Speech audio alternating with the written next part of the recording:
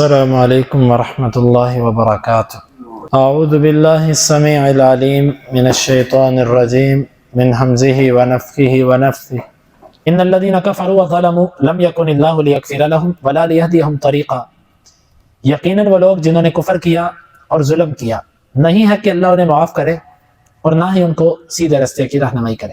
الا طریق جہنم، مگر جہنم کا راستہ، خالدین فیہا ابدا، اس میں وہ ہمیشہ رہیں گے۔ وَكَانَ ذَلِكَ عَلَى اللَّهِ يَسِيرًا، اور یہ اللہ پر آسان ہے۔ یا ایھا الناس قد جاءکم الرسول بالحق من ربکم، اے لوگو یقیناً تمہارے پاس رسول حق لے کر آ گیا تمہارے رب کی جانب سے۔ فآمنوا خیرا لکم، بس تم ایمان لاؤ یہ تمہارے لیے بہتر ہے۔ وَإِن تَكْفُرُوا فَإِنَّ لِلَّهِ مَا فِي السَّمَاوَاتِ وَالْأَرْضِ، اور اگر تم کفر کرو گے بس بے شک اللہ ہی کے لیے ہے جو کچھ آسمانوں اور زمین میں۔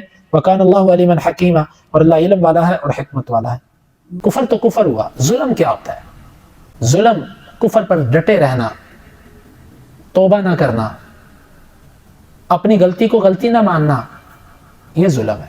جنہوں نے کفر کیا اور ظلم کیا، کیونکہ جو بھی کافر ہے نا، ضروری نہیں کہ وہ ظالم بھی ہو، لیکن وہ کافر جو اپنے کفر پر ڈٹ جاتا ہے، ضد کرتا ہے، تعصب رکھتا ہے مسلمانوں کے خلاف، وہ ظالم بھی ہے۔ جس نے کفر کیا اور ظلم کیا، اللہ اس کو معاف نہیں کرے گا۔ بھی اللہ معاف نہیں کرے گا؟ اللہ تو شرک کو بھی معاف کر دیتا ہے، تو اس کو معاف کیوں نہیں کرے گا آخرت میں؟ بغیر توبہ کے مر گیا تو اس کو معاف نہیں کرے گا۔ دوسرا مطلب، معاف نہیں کرے گا یعنی اللہ اس کو توبہ کی توفیق نہیں دیتا۔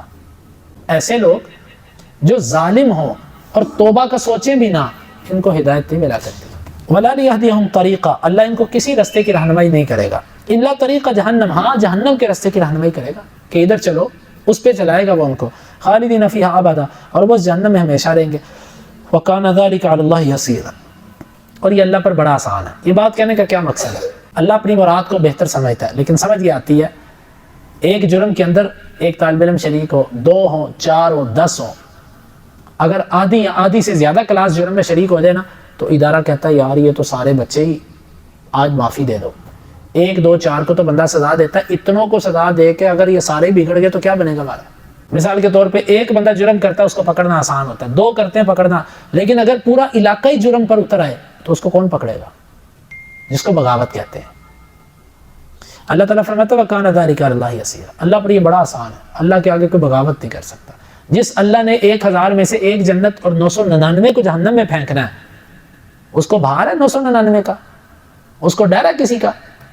وَكَانَ ذَلِكَ عَلَى اللَّهِ يَسِيرًا، یہ اللہ پر بڑا آسان ہے۔ دنیا کے لیے اتنے لوگوں کو سزا دینا مشکل ہوتا ہے، اللہ کے لیے کوئی مشکل نہیں۔ یا ایھا الناس قد جاءکم الرسول بالحق من ربکم، اے لوگو تمہارے پاس تمہارا رسول حق لے کر آ گیا تمہارے رب کی جانب سے۔ رسول جو کچھ بھی لایا وہ حق ہے، اب حق کے مقابلے میں جو کچھ ہے وہ باطل ہے۔ رسول ایمان لے کر آیا تمہارے پاس، ایمان کے متبادل کفر ہے، وہ باطل ہے۔ رسول تمہارے پاس حیا لے کر آیا، اس کے مقابلے میں بے حیائی ہے، وہ باطل ہے۔ رسول تمہارے پاس نمازیں لے کر آیا، اس کے مقابلے میں بے نمازی ہے، وہ باطل ہے۔ رسول تمہارے پاس حلال تجارت لے کر آیا، اس کے مقابلے میں سود ہے، وہ باطل ہے۔ یعنی ہر وہ چیز جو رسول لے کر آیا وہ حق ہے، اور حق کے مقابلے میں کیا ہے؟ باطل۔ اب آسان ہے فیصلہ کرنا کہ حق کو قبول کرنا ہے کہ باطل کو قبول کرنا ہے۔ فَآمِنُوا خَيْرٌ لَكُمْ، ایمان لے آؤ گے یہ تمہارے لیے بہتر ہے، آخرت کے اعتبار سے بھی اور دنیا کے اعتبار سے بھی۔ وَإِن تَكْفُرُوا فَإِنَّ لِلَّهِ مَا فِي السَّمَاوَاتِ وَالْأَرْضِ، اور اگر تم ناشکری کرو گے تو جو کچھ زمین و آسمان میں وہ اللہ کے۔ یہ بات کہنے کا کیا مقصد ہے؟ یعنی تم اللہ کا کچھ نہیں بگاڑ سکتے۔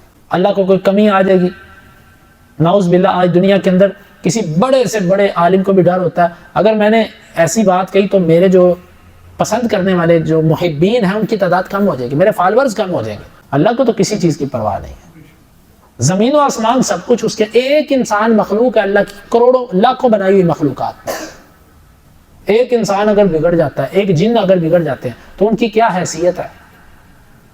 وہ اتنی سی مخلوق ہے کہ آج تک وہ اللہ کی زمین بھی بھر نہیں سکی۔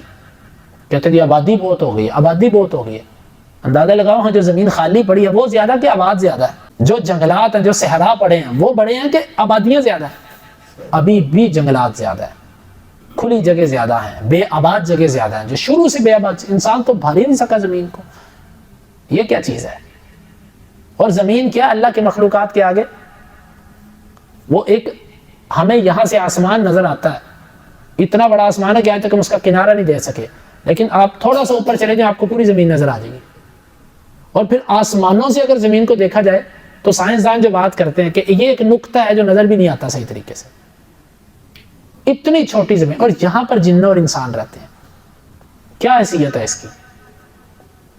اور یہ ایک نقطہ زمین ہے، زمین کے اندر جو انسان ہے انہوں نے تو نقطے کو بھی نہیں بھرا، جنات ہیں انہوں نے نقطے کو بھی نہیں بھرا، تو کیا کر لیں گے یہ اللہ کا؟ زمین و آسمان میں جو کچھ ہے وہ اللہ کا ہی ہے۔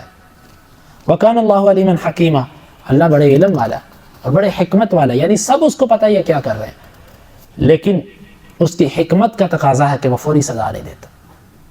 اگر وہ فوری سزا دینے لگ پڑے نا تو امتحان نہ رہے۔ پھر مثلا جس نے چوری کی وہ وہیں پہ اکڑ جائے گا اب تاکہ اس کو آ کے پکڑ لیا جائے، پھر کوئی چوری کرے گا؟